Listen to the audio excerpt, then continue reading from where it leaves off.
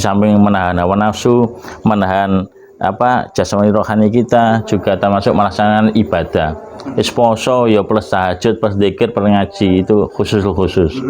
Sehingga nanti mereka dalam kapasitas inilah mungkin secara akal kita, prediksi kita di sisi Allah, ini yang kualitas puasanya lebih baik.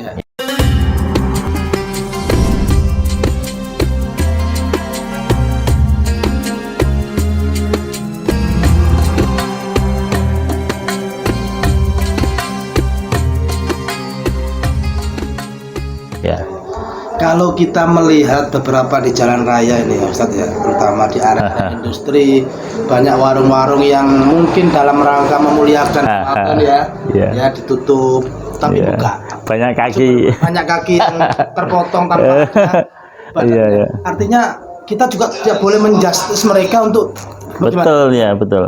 Ya. Pandangan ya, ini urusan nafsu ya. Jadi sebuah syair yang mengatakan an-nafsu katifli intuh milhu syabba ala hubir rodo iwa intuf timhu yang fatimi. Jadi an-nafsu katifli, nafsu itu kayak anak kecil, intuh milhu syabba ala hubir rodo. Jika kita diamkan, dijanoai bayi disoni terus, gak disapi-sapi sampai umur 5 tahun bisa, padahal janji Allah haula ini kami lain cukup 2 tahun yang sempurna baru disapi ya. Allahu birodoi senang nyusu sampai umur tahun yang nyusu ae wa intuftimhu yang fatimi, jika kalian sape ya tersape. Maksudnya bahwasanya memang Ramadan ini sudah harus kita awali tidak di Ramadannya. Menurut saya ini ya, sejak Rejab sudah kita latih makanya ada sunnah puasa Rejab, itu melatih kita membiasakan puasa sehingga melatih menahan nafsu, karena dalam puasa itu ada hal yang harus kita hindarkan. Dari hal membatalkan puasa seperti bermaksiat, berzina, yang secara umum haid, nifas, itu apalagi murtad dan sebagainya ya, berbohong itu juga. Semuanya itu membatalkan puasa dan bisa dalam kategori juga mengurangi kualitas puasanya. Jadi nafsu itu harus kita kekang sejak dulu, sejak beberapa bulan sebelum Ramadan kita persiapkan.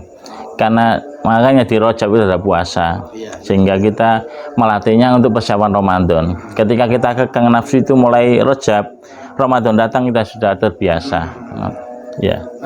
Tadi memang betul-betul kita itu melatih untuk tidak memanjakan nafsu. Betul. Ya. Dan itu dilatih. Klimaksnya memang di Ramadan. Iya, betul. Meskipun puasa dilatih sebelum Ramadan juga ada. Di Sa'ban juga ada. Dan klimaks latihan itu ada di Ramadan, sehingga lepas Ramadan betul-betul kualitas kita bisa mengendalikan hawa nafsu. Betul. Jadi memang nafsu itu tidak kita bunuh, hanya kita kendalikan. Makanya kalau kita bunuh maka bahaya itu. Nafsu syahwat kita bunuh, kita punya syahwat ke istri ya. Jadi kita kendalikan, bukan kita bunuh nafsu itu. Ya, perumpamaan di puasa seperti gini loh. Nafsu itu begini. Kalau kita menjelang berbuka ya, wis engko kolok es degan, es tape, kita anteno kabeh engko. Gule, sate, rawon, wis namanya sudah siap semuanya. Ketika beduk, kita hanya beberapa yang kita minum dan kita makan, enggak terlalu banyak. Itu nafsu. Jadi bayangan kita seperti sebesar itu, tak anteno kabeh engko. Ternyata ya hanya cuma segitu yang kita makan. Itu nafsu namanya. Dan nafsu itu ada yang harus kita kendalikan juga, harus kita bunuh. Seperti makanya seperti ada pengendalian seperti semua mau merokok, Ustaz Jaki mau merokok ya. Maka kalau kita mau merokok berarti pakai korek api. Jangan pakai las. Terlalu besar nafsunya. Kobong gosong ya. Jadi memasak juga begitu, pakai api, jangan pakai korean enggak mateng-mateng. Jadi kita ada ukuran untuk mengendalikan nafsu itu, termasuk nafsu makan juga harus ada, nafsu syahwat juga harus ada, tapi nafsu yang lain juga harus kita kendalikan dengan sesuai ukurannya. Ya, kendali nafsu memang sesuai dengan sesuai dengan ukurannya ya. Dan seperti pesan Rasulullah ya, jihadun nafsi itu, roja'na min jihadil akbar ila jihadil ashor. Kita telah pulang dari para sahabat bingung, perang Badar begitu dahsyatnya kok perang kecil katanya. Rasulullah perang yang besar bagaimana? Ya jihadun nafsi, memerangi hawa nafsu sendiri. Itu yang paling besar. Sebesar apa bahayanya mengumbar nafsu itu sebetulnya? Sebesar apa? Kalau kita tanpa nafsu, katakan malaikat kan diciptakan nggak punya nafsu, dia nggak punya inovasi. Mungkin Monas nggak ada. Kalau kita nggak punya nafsu loh ya, nggak punya Borobudur mungkin, nggak punya bangunan yang mungkin malaikat nggak bisa berinovasi. Sebenarnya bahaya apa sebenarnya? Kalau kita kaitkan dengan puasa? Ya nafsu yang ada macam-macam ya, ada nafsu ammaroh, ada nafsu lawamah, ada nafsu mutmainnah dan sebagainya. Beberapa yang kita pelajari yang mungkin tidak sempat saya kupas lebih panjang karena ini terbatas podcastnya ya.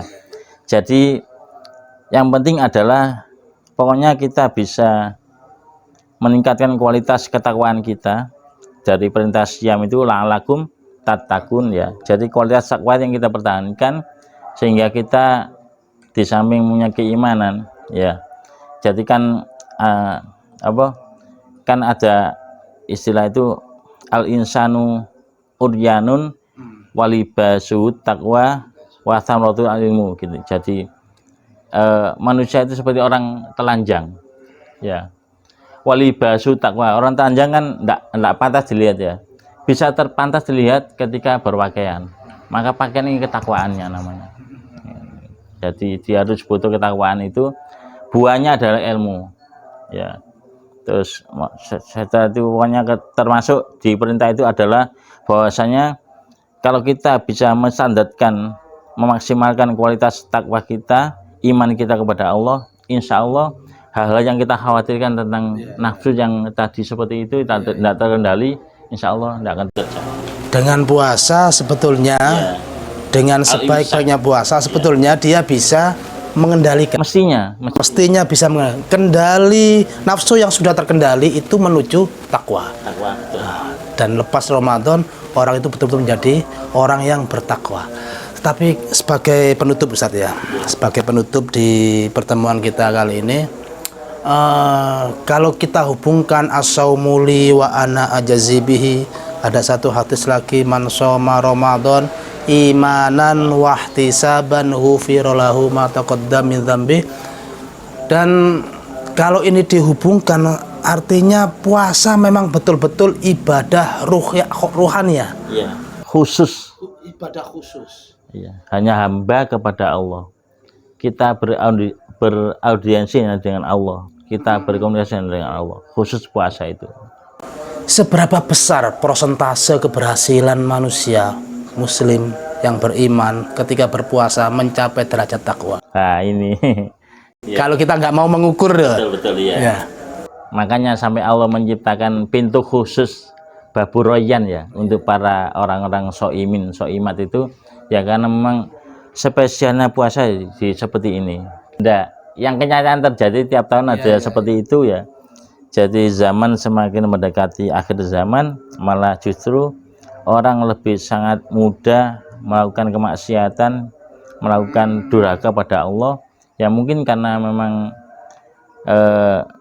dampak dari kebiasaan dia berbuat maksiat kepada Allah itu juga menjadi kebiasaannya, sehingga secara zahir mungkin kita melihat orang ini ahli jamaah, tapi pulang jamaah wis ijol sandal, pulang jamaah wis masuk pasar, masuk toko mbijui wong, pulang jamaah sudah berlaku durhaka pada orang tua dan sebagainya. Kebiasaan-kebiasaan ini merupakan awal dari dosa besar itu tadi, sehingga saya tidak bisa terus terang, tidak bisa memprediksi jadi seberapa berhasilnya kita yang berpuasa itu ketika kita benar-benar mutakin, la'alum tatakun itu seberapa kualitasnya saya tidak tahu. Yang kembali kepada masing-masing kita sebenarnya. Jadi kita bisa menilai, aku posoku karena Allah tak karena iki, kita benar-benar kualitas tapi kalau Ramadan ini, mosok Ramadan sedino sak juz gak iso semono. Itu sindiran saja ya. Sedino sak juz gak iso, sehingga akhir Ramadan khatam sak khataman. Mosok Ramadan 30 dino ngaji oleh 2 juz. Kan sebuah sinisme atau sindiran halus ya. Sehingga kita merupakan seorang hamba Allah itu mosok ngene iki kualitas puasa kurek, maka akan kita ukur sendiri. Kalau kita merasa puasa itu kebutuhan kita, kepentingan kita, untuk yang kita persiapkan mulai Rajab itu kita persiapkan untuk menjelang Ramadan ini, maka mestinya kita sudah harus menjadi hamba yang rajin bersedekah. Hati kualitas sedekah kita meningkat, kualitas kemanusiaan kita meningkat, peduli pada sesama, ya. Terus kualitas ibadah kita juga meningkat, ngaji Qur'ane, qiyamul laile, tarawihnya dan sebagainya. Masa kita biasanya kan 10 hari terakhir justru kita lebih merapatkan ke masjid, malah sofi tambah maju. Jadi kita semakin pindah ke mall. Ya, itu wis diukur dhewe, Saya enggak bisa menjas, jadi memprediksi bagaimana ya masing-masing dhewe.